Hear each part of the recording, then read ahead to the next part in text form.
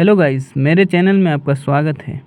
आपने कभी जंगे लगी कील या मिट्टी में खेलते हुए चोट लगने का एक्सपीरियंस किया है? ज़्यादातर लोग सोचते हैं कुछ नहीं होगा, बस छोटी सी इंजरी है। लेकिन ऐसी ही छोटी इंजरी के ज़रिए एक बहुत ही ख़तरनाक इन्फेक्शन हमारी बॉडी में घुस सकता है, जिसका नाम है टेटनस। टेटनस एक बैक्टीरियल इन्फेक्शन है जो होता है एक बैक्टीरिया से जिसका नाम है क्लोस्ट्रीडियम टेटनी। ये बैक्टीरिया जानवरों के वेस्ट, धूल, मिट्टी में पाया जाता है। आगे हम लोग जानेंगे टेटनस होता कैसे है आने वाली स्लाइड में। टेटनस एक ऐसी बीमारी है जो किसी छोटी सी चोट के जरिए भी हो सकती है, लेकिन ये चोट खास होती है, जैसे मिट्टी में गिरना, कट लगना, जानवरों का काटना या सर्जरी के बाद सफाई का ध्यान न रखना। इन सब कारणों से क्लोस्ट्रीडियम टेटनी नाम का बैक्टीरिया चोट के जरिए शरीर के अंदर चला जाता है। शरीर में घुसने के बाद यह बैक्टीरिया एक जहरीला केमिकल बनाता है जिसका नाम है टेटानोस्पाज्मिन। यह टॉक्सिन हमारे नर्व्स को इफ़ेक्ट करता है और सिग्नल को ब्लॉक कर देता है। इसका रिज़ल्ट क्या होता है हम लोग आने वाली स्लाइड में अच्छे से जानेंगे कि अगर टेटनस हो जाए तो उसके क्या क्या सिम्टम्स हमें दिखाई देंगे।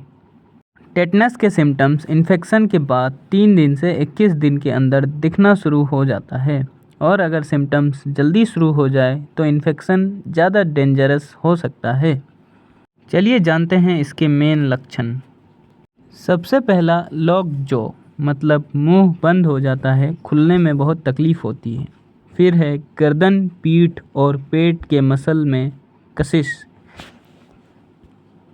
फिर मसल स्पाज़म, सांस लेने में दिक्कत होना, बुखार और पसीना आना, दिल का धड़कन तेज़ हो जाता है। कभी कभी पूरे शरीर में झटके भी लगते हैं और सीवियर केसेस में मौतें भी हो जाती हैं। आगे हम लोग जानेंगे कि कौन रिस्क पे है, यानी सबसे ज़्यादा खतरे में कौन है। टेटनस से सभी को खतरा है, लेकिन कुछ लोगों को ज़्यादा रिस्क होता है। तो चलिए जानते हैं वह कौन लोग हैं।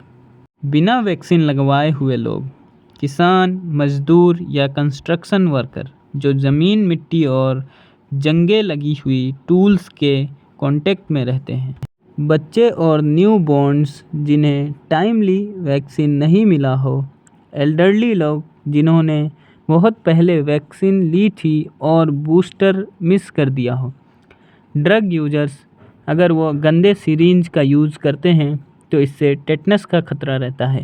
अनहाइजेनिक डिलीवरी कंडीशन, अगर बच्चा गंदे एनवायरनमेंट में पैदा हुआ तो उसे नियोनेटल टेटनस हो सकता है।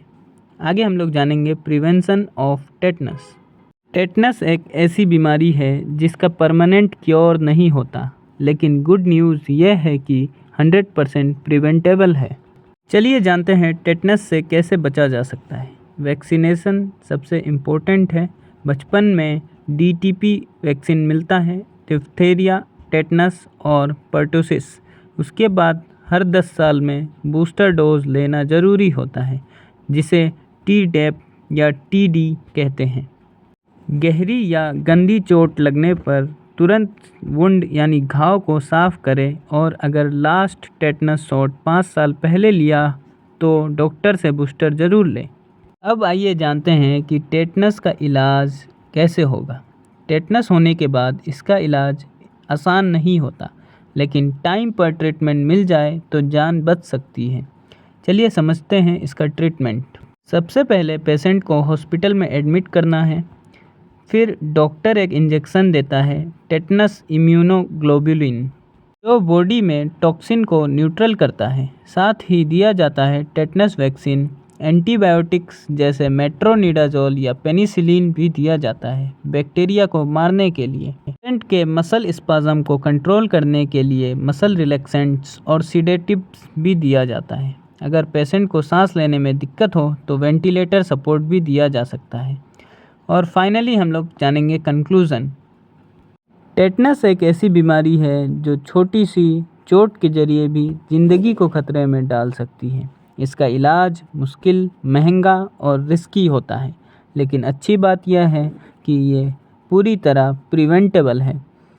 तो आपसे उम्मीद करता हूँ कि आप अपना ध्यान रखेंगे, छोटी सी चोट को इग्नोर नहीं करेंगे और मेरे चैनल पे ऐसी ही जानकारी वाली वीडियोस आते रहेंगी।